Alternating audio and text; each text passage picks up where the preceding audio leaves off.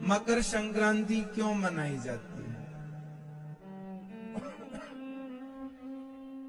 मकर संक्रांति से ही सूर्य भगवान उत्तरायण होते हैं, मकर राशि में प्रवेश करते हैं।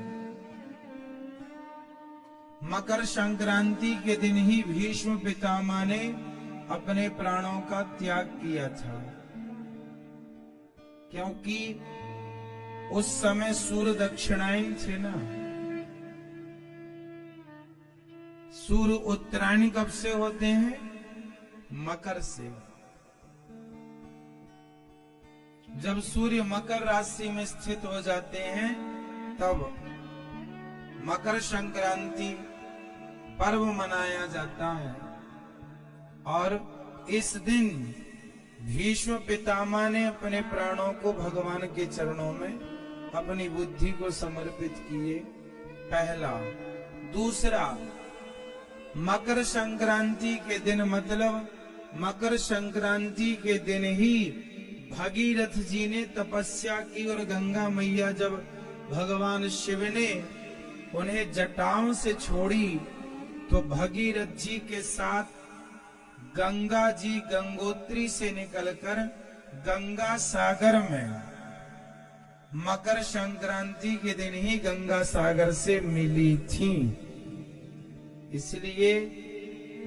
इसलिए बाकी तीर्थ बार बार गंगा सागर, आज का ये त्योहार मकर संक्रांति का, यह गंगा सागर स्नान करने का, कपिल भगवान के दर्शन करने का है।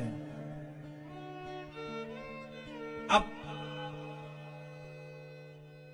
देखिए, अब इसे हमारे ऋषि मुनियों ने, हमारे बड़े बुजुर्गों ने इस पावन से त्योहार को एक साइंस से जोड़ रखा है।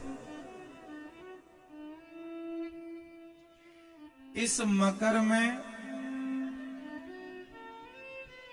तिल से स्नान करने का, तिल के लड्डू खाने का विधान है। बताओ, मकर संक्रांति को तिल खाने का क्या साइंटिफिक रीजन है? क्या हमारे बड़े बुजुर्ग पागल थे? यदि पढ़े लिखे थे, समझदार थे, तो क्या मैसेज देना चाहा उन्होंने? बताइए, तिल की तासीर कैसी होती है? तिल का स्वभाव कैसा होता है? तिल बोलो, कैसी होती है तिल? गरम। सफेद तिल में, व्हाइट तिल में सबसे ज्यादा कैल्शियम होता है। ब्लैक तिल में भी होता है कैल्शियम, पर व्हाइट तिल में सबसे ज्यादा क्या होता है? कैल्शियम होता है। और तिल की तासीर कैसी होती है? गरम। और माघ का महीना चल रहा, मकर संक्रांति, ठंडा है, तो ठंडे मौसम में गरम तिल गुड़ के साथ खाने का विधान है। गुड़ भी गरम, तिल भी गरम, ताकि आप सर्दी से बचें और आपका शरीर स्वस्थ रहे। एक त्योहार से आपके स्वास्थ्य को साइंटिफिक जोड़ रखा है।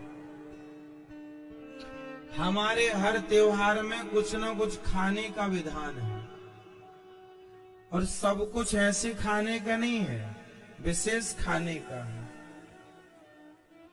ऐसा नहीं है कि ऐसे ही हो गया ना, कारण है।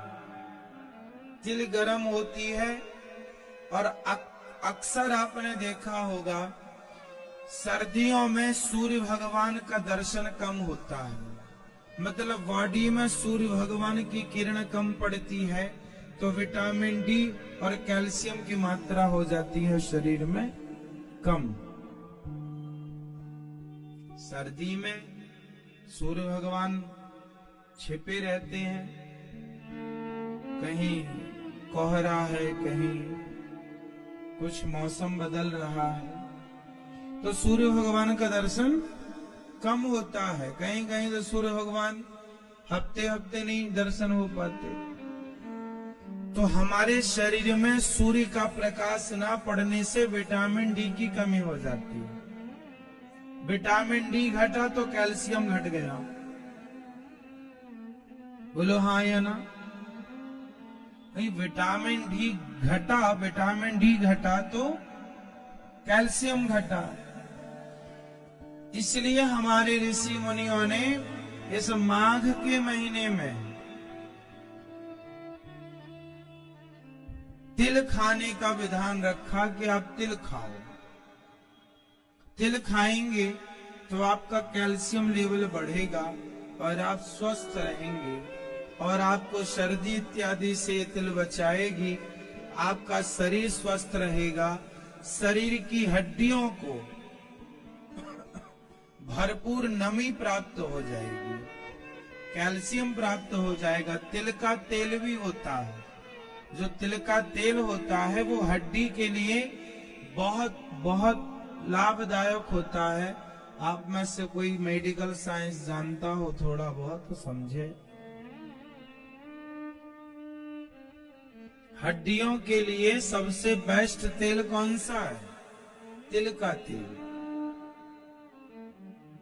तिल के तेल की मालिश करने से हड्डियां स्ट्रांग होती हैं, मजबूत होती हैं।